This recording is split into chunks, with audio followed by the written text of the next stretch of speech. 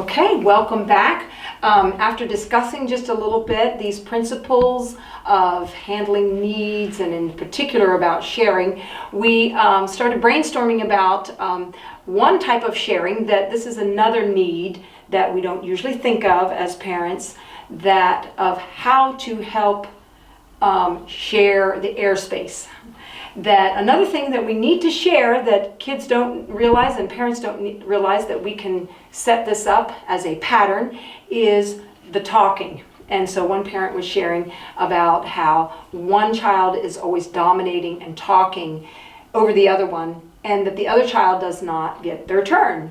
And I know as a middle child in my family that my older sister and my younger brother were very outgoing and very talkative, and I was more shy and quiet. And so a lot of times that I did not get my turn, my opportunity to say a lot of things that I was thinking about on my mind. I didn't have opportunity to share that.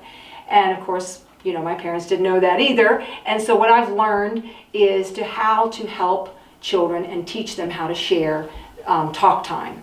And so the example was given. I don't know if you want to just share a little bit, or just for me to reverbalize. I'll just reverbalize that the older sibling is, the older sister is always talking over the younger sister, and then she tries to open up and she talks a little slower, which can happen with a second child where you're going to talk, you know, a little slower because everybody else, you're growing up in a setting where there's a lot of older siblings or adults, and so you don't, you know, get a chance to verbalize as much. And so what I tend to say is the child who is talking a lot, I usually give them the turn first.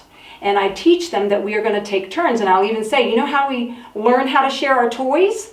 And, you know, our favorite toys or other toys, we have to learn how to take turns. We also need to learn how to take turns with who's talking, the airspace, and whose turn it is. And so I'll say, okay, so John, I know that you have a lot on your mind and you want to share, and maybe he's just interrupted the sibling, and say, okay, John, why don't you finish your story, and we'll take turns to give you a turn, and then we're going to give Philip a turn because he has not had a turn to say anything. He was just right in the middle of something. But let's go ahead, let's let you share, and then we're going to give Philip a turn. And so then we allow the one child to finish out that's got so much on their, you know, minds and hearts, that if you don't let them kind of talk it out first until they've learned, after they've learned over time, then they can stop themselves because they know they're going to get a turn to talk too.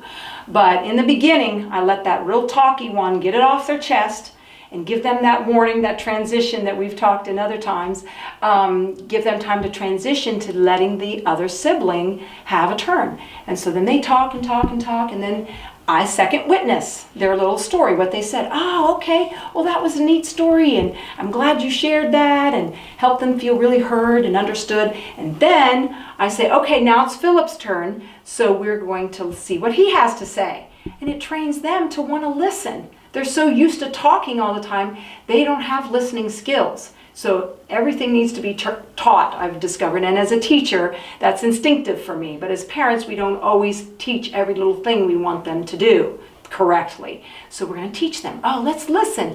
And so then the younger child, often it is, will say a few words, and maybe they don't verbalize as clearly, and they're slower, and they don't have everything pulled together. The other child is going to want to just take right over the conversation. Oh, wait. He wasn't finished yet. Let him have time. He's just learning to talk his words. Like, you know, the one grandchild is 2 years old. The others are 8 and 10. So the verbal skills are very different. And so then, but we're teaching these older ones how to be loving and kind and listen. And then after the younger child says a few things, and then we can verbalize that. Oh, so Philip was wanting to tell us about the time that we were at Sabbath school, and the horse that he saw at the Sabbath school. Did you notice that? So I'm teaching the older children how to listen to Philip, how to listen to what he wants to say and what was important to him. And I'm being a mediator between the two. And then as they become more accustomed to this, it's very instinctual then when I say, oh, I think it's Philip's turn, or I think it's John's turn, or it's Betty's turn, or whatever, whoever it is, then they're used to that, and they are willing to take that break, and then they get their airspace, their airtime, and they end up supporting one another so much better that they feel like that when it is their turn, they really have an audience, because the other siblings are now listening to everything they say. Now the parents are listening, or the teachers, and they feel like, ooh, wow, I've got this audience, and they enjoy their talk time so much better because they know they're getting heard on a deeper level from all of us. So that's one example. So anyway, I'll throw it out to you all if you wanted more information on that, or another item. I was just thinking about how important of a skill that is to teach our kids. We don't really think about that too often. We kind of just let the natural thing play out between siblings, older siblings, younger siblings. But not only is the older sibling, might be younger, but the more outgoing sibling learning how to listen and learning how to share time. But the younger sibling is learning that what they are thinking and what they're feeling, what they want to say is important.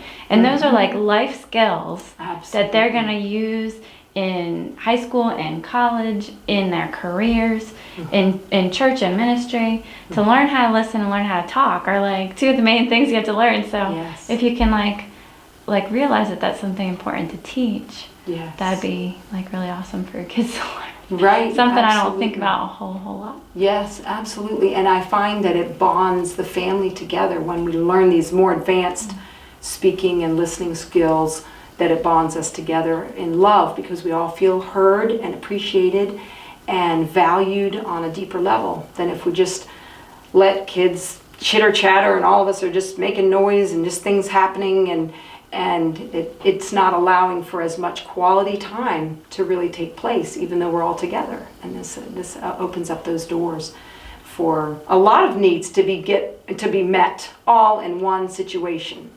So, well, thank you all for listening, and we'll have more. Stay tuned for our next message. Thank you.